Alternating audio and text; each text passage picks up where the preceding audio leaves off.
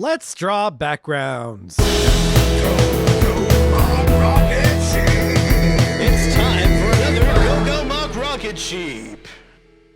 Hello and welcome to the backgrounds edition of Go-Go Mock Rocket Sheep. Today we are drawing easy, medium, and hard mode backgrounds. In fact, we're going to be drawing this room, this background, because I draw a lot of comics, and in comics, oftentimes you need your characters to be standing in front of a background or the scene, that they're doing stuff in. It needs to be articulated. So we're going to do easy mode, where we're going to do it from our imagination.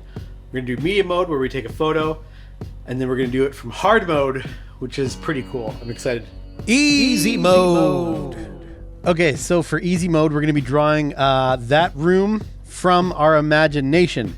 So I'm going to try to remember what it looks like. So I think I remember that there is a wall. In front of the wall, there is a couch, which I'll just do as a rectangle right now. Okay, beside the couch is a table that kind of goes like this.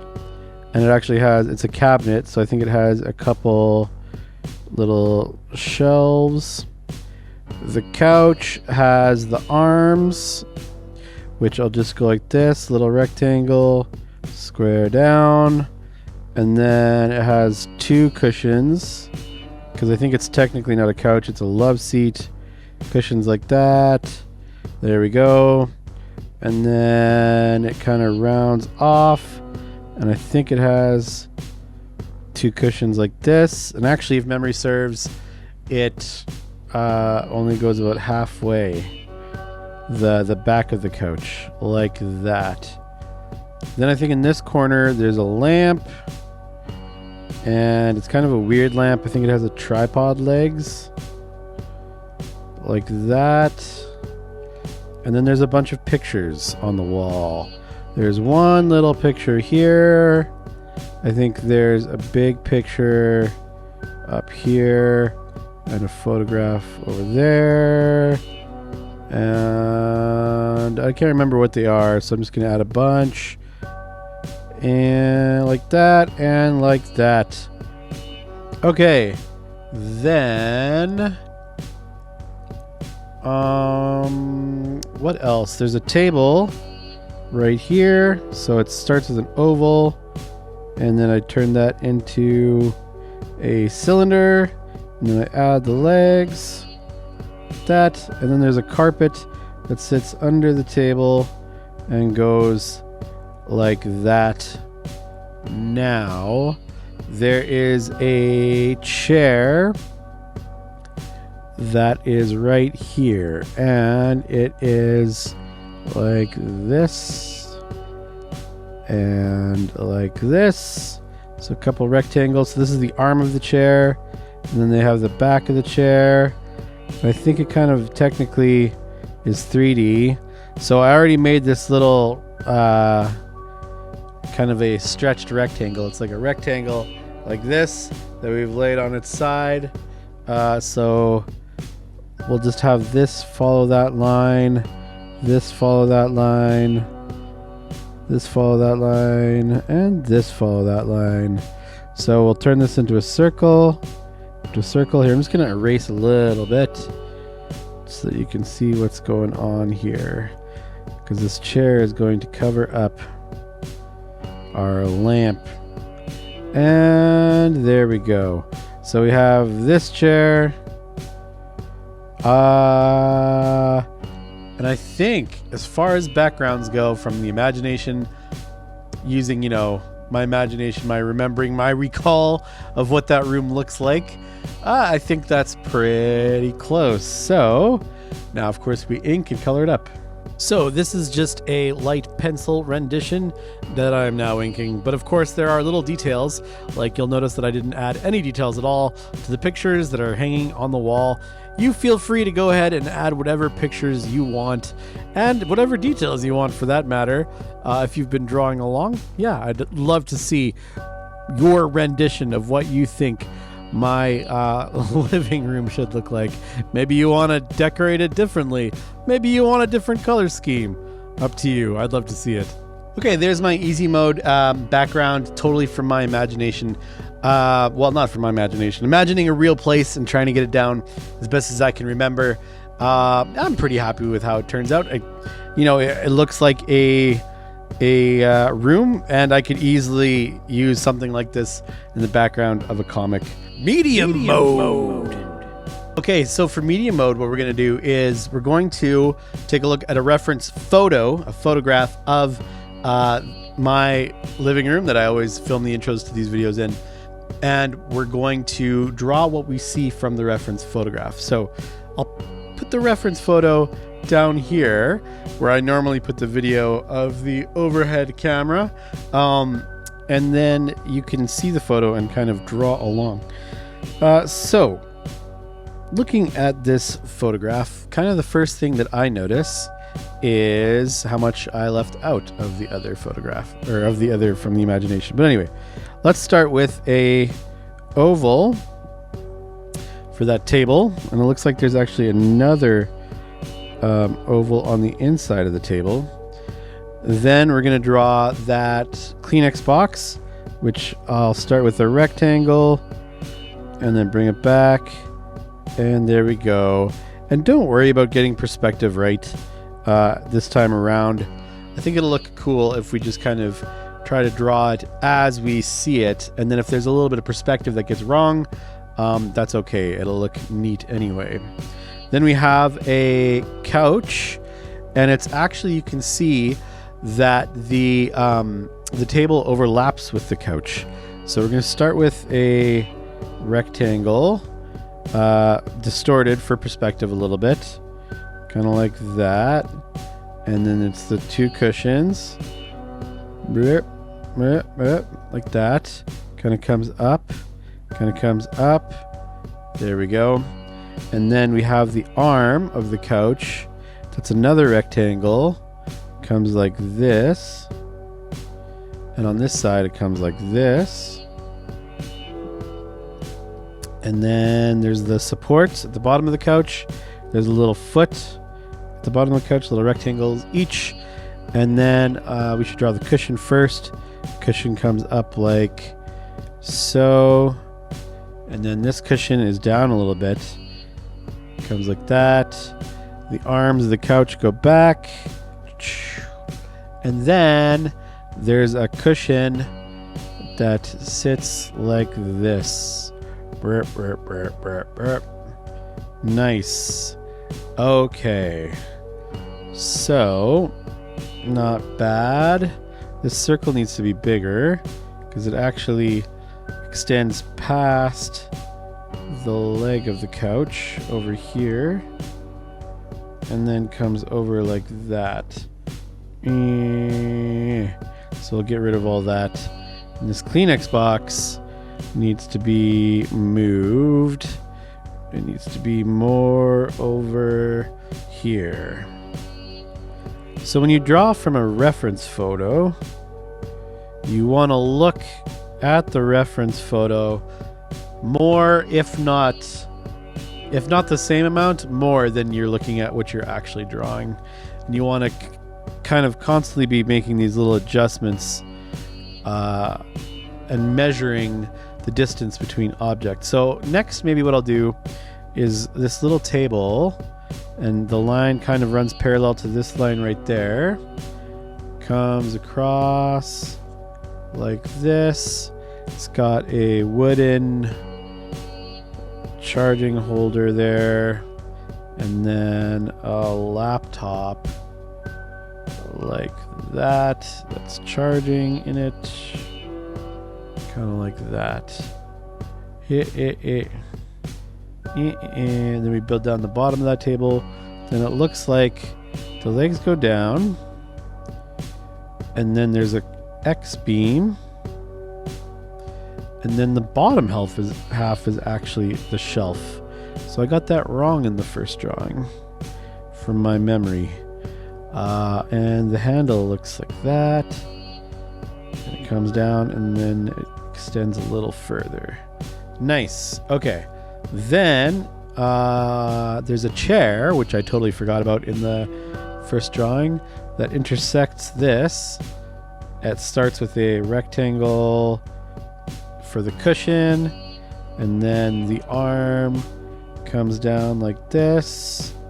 The cushion kind of extends over the arm, and then the other arm of the chair comes like this. And of course, you know, the reference photo that I took, stuff gets cut off, so we don't see how the bottom of this chair looks. That's okay. We're just going to draw what we can see in the reference. Then there's a cushion, and the cushion kind of has a pattern like this. And then a diamond over here, diamond over here. And then the arm of the chair actually turns into the back cushion. All right, then we have a guitar in this corner. So I'll start with the sound hole of the guitar. Then I'll add the teardrop pickguard. And then we'll do the body shape. Kind of comes up like this. And then this side comes a little higher. Comes down like that. There we go. And then the bridge of the guitar is just barely visible. The neck comes up like so, and then into the head of the guitar. 1, 2, 3, 4, 5, 6. There's a capo on the top, which will just look like that. And then we have the frets, and I'm not going to be detailed enough to do that perfectly. And then there's the stand, which you can only see the little locking mechanism for the stand. Okay. Nice. Okay, I gotta fix the perspective on this a little bit.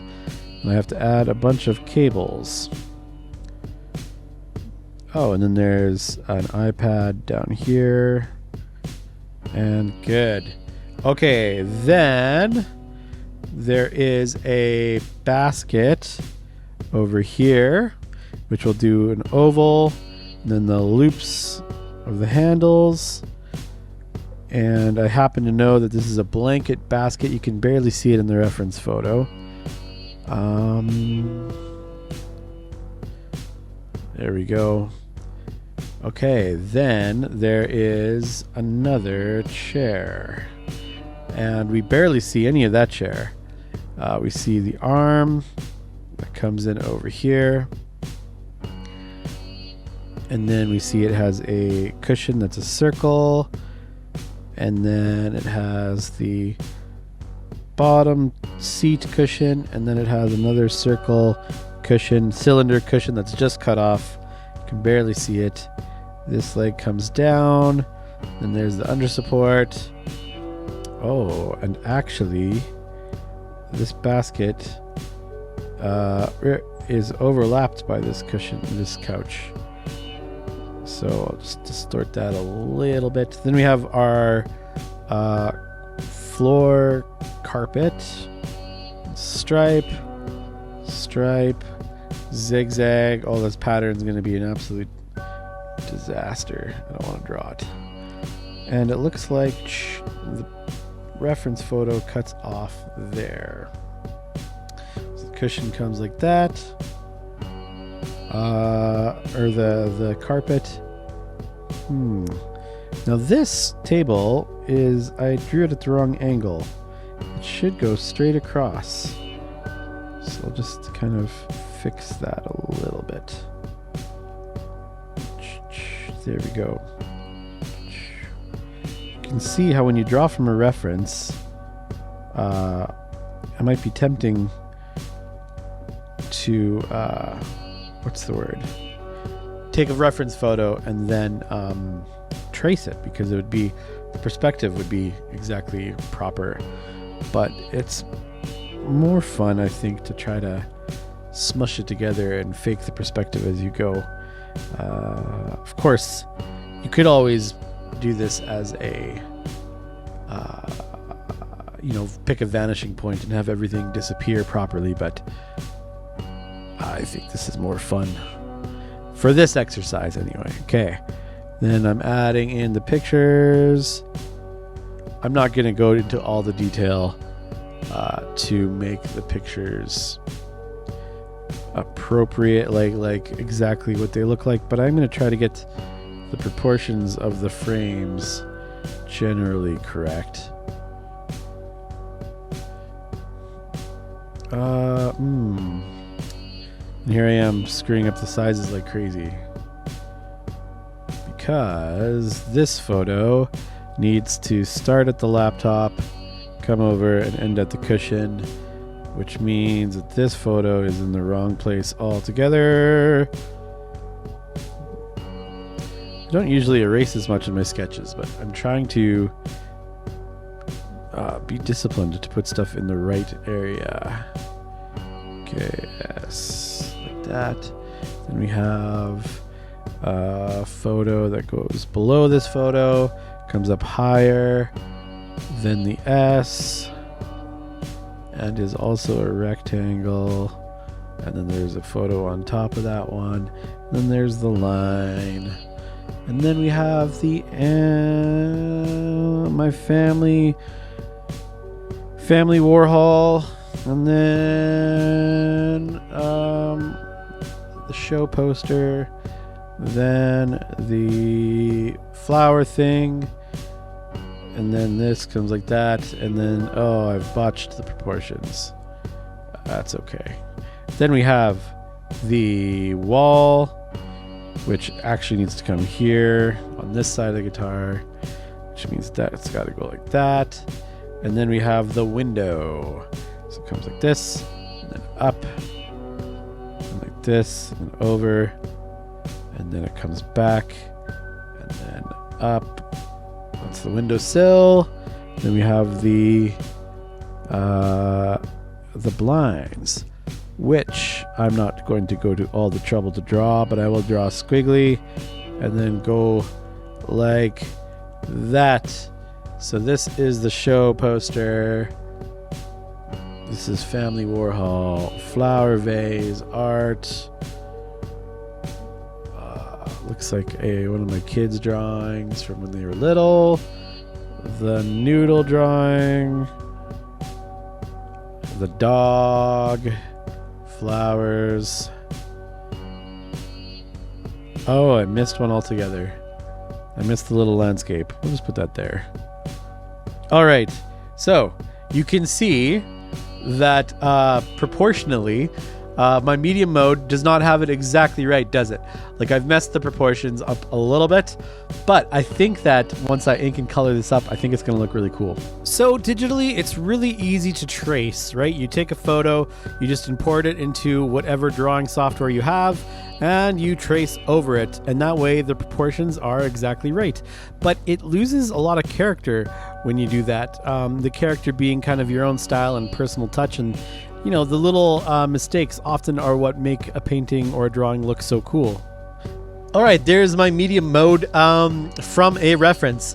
It obviously, if you compare the two side by side, the what I drew got squished a little bit, and the colors are a little wonky and off and whatever. But I spent quite a bit of time drawing it, and I don't have much more time to spend on a medium mode. And actually, I'm really happy with how it turned out. So yeah, that's my medium mode. Hard mode.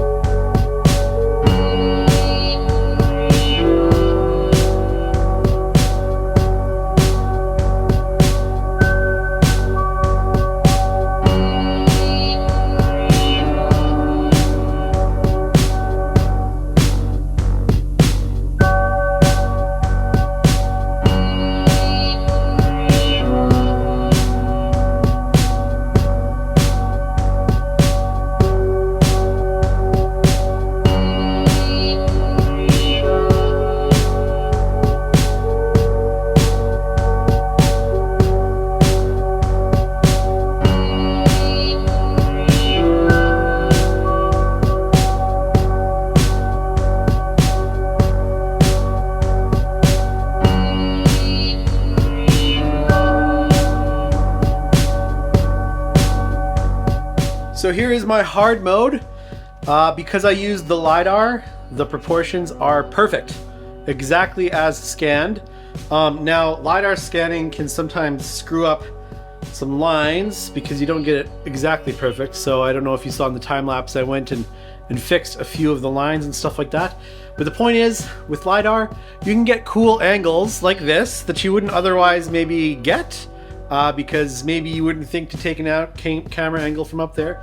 The other thing is, now that I've taken a LiDAR scan of this room, I can always draw this background. It's just saved on my computer and in my iPad. And so let's say I'm like in a library and I'm like, oh, I want to draw a comic that's set in this room. Well, I have the LiDAR scan and I can just angle it and position it any way that I want.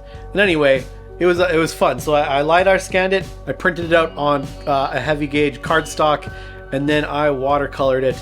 You'll notice that I taped the edges down. That just helps with the paper rippling, especially seeing as this isn't watercolor paper, so it doesn't ripple as badly if you tape it down. And then what else did I want to mention about this? Yeah, painting it was fun because, yeah, as background art, it doesn't have to be perfect, right? It just has to be passable. And so this little shortcut, you get a lot of detail, and if you look really close, you can tell it's computery detail.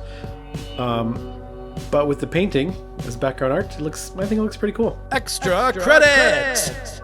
Extra credit this week is super easy. Pick a room in your own house, draw it from your memory, and then draw it from a reference photo. So take your camera or your phone, take a picture of it, and then go and draw that reference photo. And then send me both what you drew from memory as well as what you drew off of the reference photo. That'd be great. Art you sent in!